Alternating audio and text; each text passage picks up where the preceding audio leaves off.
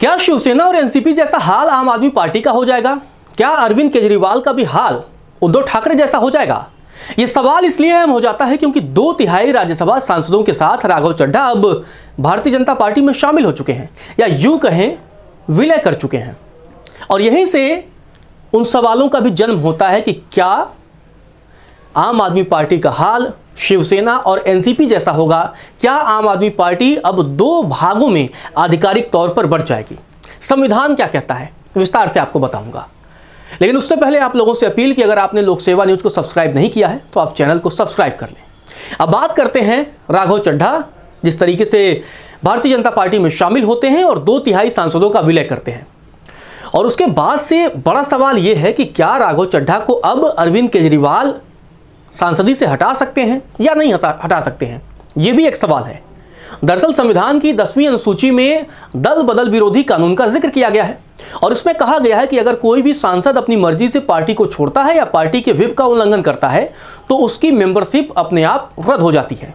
लेकिन यहां पर एक बड़ा तरीका है। तरीका यह है कि अगर आपको अपनी सदस्यता बचानी है तो एकमात्र तरीका है कि कम से कम पार्टी के 2/3 चुने हुए सांसद टूटे हुए या दूसरी पार्टी में विलय कर लें। अब यह इंटरेस्टिंग है और इसीलिए राघव ने यहां पर एक दांव चला। राघव चड्ढा ने ऐसा दांव चला कि जितने भी सांसद बीजेपी में गए हैं एक की भी सांसदी नहीं जाएगी और बिना सांसदी गवाए सभी बीजेपी में शामिल हो चुके हैं। और अब अरविंद केजरीवाल के पास वो ऑप्शन नहीं है कि वो राघव चड्ढा को राज्यसभा से हटा दें।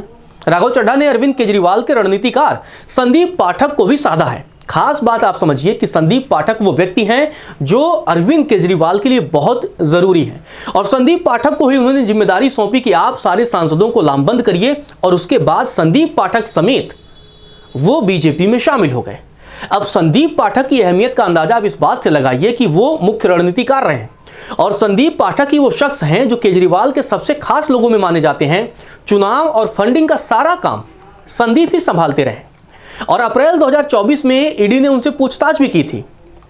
इससे आप समझ सकते हैं कि संदीप पाठक अरविंद केजरीवाल के लिए कितने अहम व्यक्ति थे, कितने अहम किरदार थे।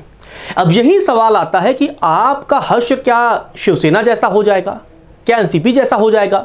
क्योंकि जब 2022 में एकनाथ शिंदे ने 2/3 विधायकों के साथ बीजेपी के साथ चले गए थे, शिवसेना को तोड़ दिया था और उसके बाद से वो पूरा मामला चुनाव आयोग तक पहुंचा था और उसके बाद से शिवसेना के तीर कमान को लेकर बड़ी चर्चा हुई थी और फिर उसके बाद से चुनाव आयोग ने फैसला सुनाया एकनाथ शिंदे के पक्ष में क्योंकि उनके पास 2/3 विधायक थे।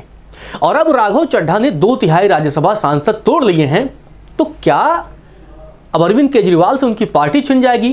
क्या आम आदमी पार्टी से उनकी झाड़ू छिन जाएगी? ये बड़ा सवाल है। लेकिन आम आदमी पार्टी के मामले में वैसा हाल नहीं है। दरअसल शिवसेना और एनसीपी की टूट विधानसभा में हुई थी।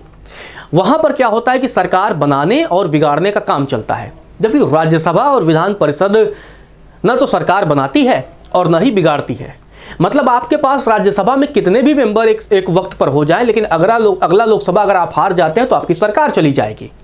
विधान परिषद में आपके कितने ही मेंबर क्यों ना हो जाएं, लेकिन अगर आप विधानसभा का चुनाव हार जाते हैं तो आपकी सरकार चली जाती है। लेकिन राज्यसभा और विधान परिषद के मामले में ऐसा नहीं होता है। तो इसीलिए यहां पर आम आदमी पार्टी सुरक्षित है, अरविंद केजरीवाल की झाड़ू सुरक्षित है।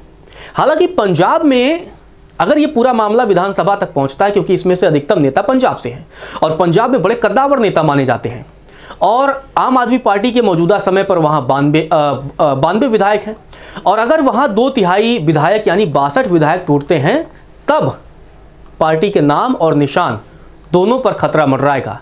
लेकिन राज्यसभा के मामले में आम आदमी पार्टी ऐसा काम कर सकती है कि वो सभापति के पास जाकर बागी सांसदों को अयोग्य करार देने के लिए याचिका दे सकती है। अभी हालांकि अगर पूरा आंकड़ा बता दें तो राज्यसभा में एनडीए के पास 141 सांसद हैं। 7 सांसद आने से यह आंकड़ा 148 का हो चुका है और बीजेपी के मौजूदा समय में 106 सांसद हैं।